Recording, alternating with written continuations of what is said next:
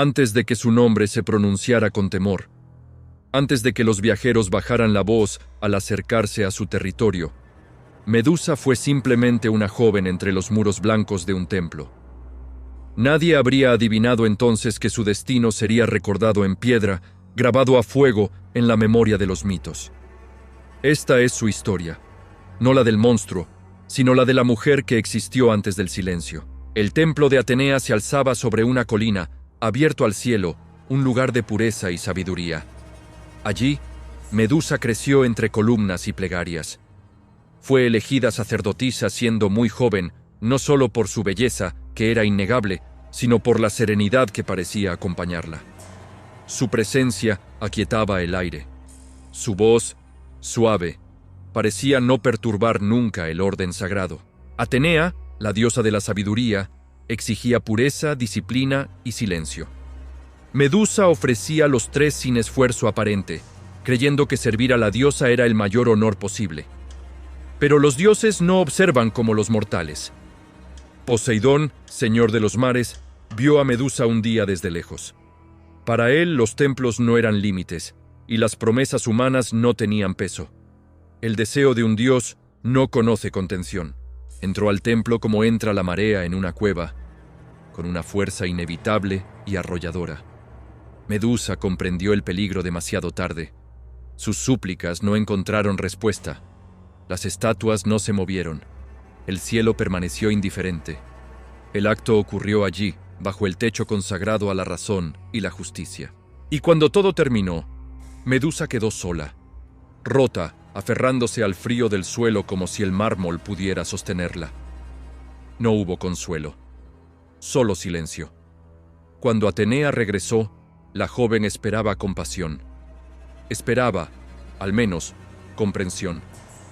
Pero los ojos de la diosa no miraban con humanidad, miraban con ley. Atenea no castigó a Poseidón. Los dioses raramente se juzgan entre ellos. En cambio, vio en Medusa la mancha, la ofensa visible.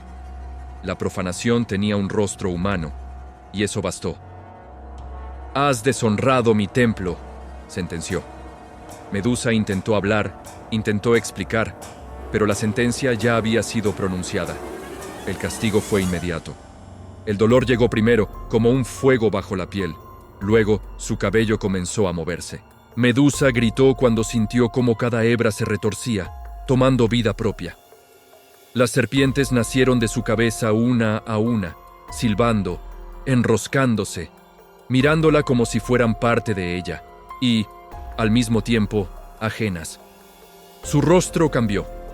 No perdió la belleza por completo, pero se volvió insoportable de mirar. Y entonces llegó el don final, el más cruel, su mirada. Atenea le concedió un poder que no había pedido.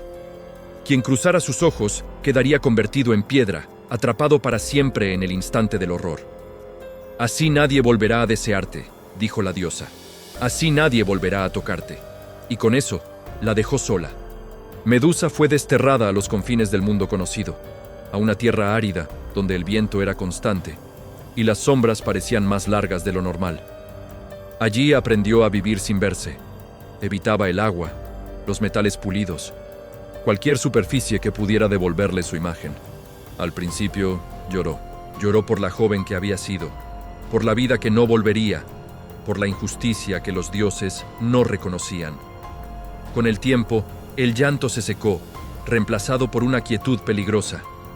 Los hombres comenzaron a llegar. Primero fueron curiosos, luego cazadores, después héroes en busca de gloria. Medusa no deseaba matarlos, les gritaba que se fueran, que no la miraran. Pero la ambición es sorda, y el miedo empuja hacia adelante tanto como la valentía. Uno a uno caían.